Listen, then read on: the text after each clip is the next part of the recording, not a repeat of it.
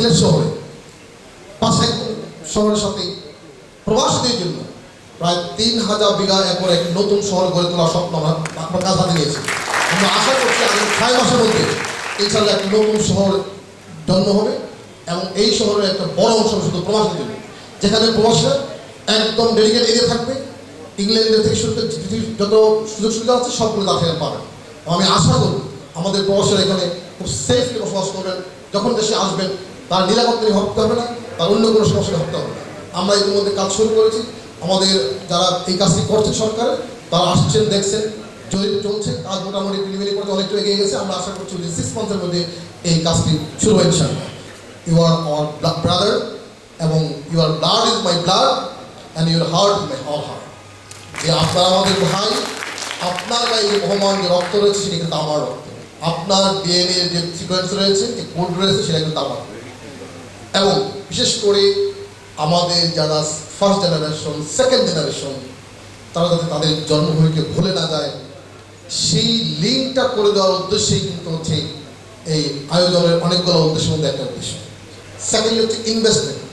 এই জেলায় আপনার আমাদের কিন্তু ইন্ডাস্ট্রি খুবই কম এবং আমি মনে করি এই সিলেটের সমস্ত প্রবাসী বিভিন্ন দেশে থাকেন, তারা চাইলেই শুধু সিলেট না পুরো বাংলাদেশকে আগামী 10 বছরের মধ্যে চেঞ্জ করে দেওয়া দিতে পারবেন। আমি বিশ্বাস করি আপনাদের সেই সক্ষমতা আছে, সেই যোগ্যতা আল্লাহ তাআলা আপনাদের দিয়েছেন এবং আপনাদের সেকেন্ড জেনারেশন, থার্ড জেনারেশন অনেকেই পৃথিবীর অনেক দেশে খুব ভালো ভালো অবস্থা পজিশন আছে।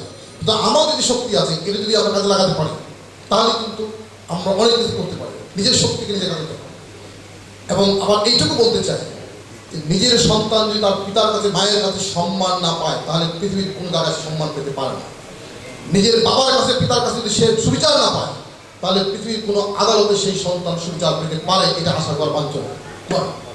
ঠিক সেই প্রেক্ষাপটে আপনাকে আজকে একটু সম্মান দেওয়া, একটু নতুন করে ভাবে তোলা, আমরা আপনার পাশে আছি, সরকার আপনার পাশে আছে, রাষ্ট্র আপনার পাশে আছে, আমরা সকলেই আপনার পাশে আছি।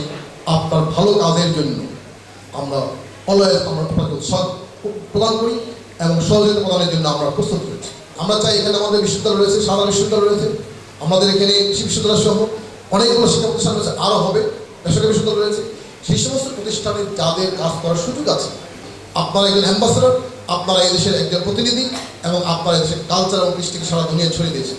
সুতরাং এই কৃতজ্ঞতার কারণেই কিন্তু আজকে প্রবাসীদের আজকের আয়োজন এবং এই স্বল্পতম সময়ে মাত্র 20 দিনের ঘোষণাতে আমরা দেখলাম যে প্রায় 582 জন আমাদের প্রবাসী আবেদন করেছে এবং 582 জনেই কিন্তু আজকের এই সম্মাননা পাওয়ার যোগ্যতা রাখেন এবং প্রত্যেকে কিন্তু যারা পান নাই, দিতে পারি না আমরা আপনাদের কাছে হাম্বল অ্যাপ্রোচ করছি, হয়তো নেক্সট টাইম আমরা চেষ্টা করতে দেওয়ার জন্য। কিন্তু এত স্বল্পতম সময়ে সবাই আবেদন করেছেন এবং সবাই এখানে পাওয়ার যোগ্য। আমরা সেখান থেকে বাছাই করে আমরা একটা কমিটি করে দিয়েছিলাম। এখানে আমাদের অফিসাররা ছিলেন, এখানে আমাদের আয়োজন আগুন যে আমাদের এই শহরের একটু নাম করা একজন মানে সাবেক অধ্যক্ষ উনি ছিলেন, আরও সিভিল জন ছিলেন, তারা মিলে বাছাই করে আমাদের 103 জন আমাদের প্রবাসীকে সম্মানের জন্য বাছাই করেছেন।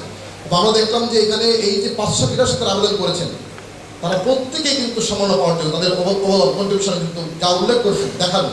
তা আমরা খুব গর্বিত অনুভব করি যে আমাদের প্রবাসীরা এত স্বল্পতম সময়ে তারা সাড়া দিয়েছেন বা আমরা আপনাদেরকে আশ্বস্ত করতে চাই যারা পান নাই ইনশাল্লাহ আগামী দিনগুলোতে আপনারা পাবেন।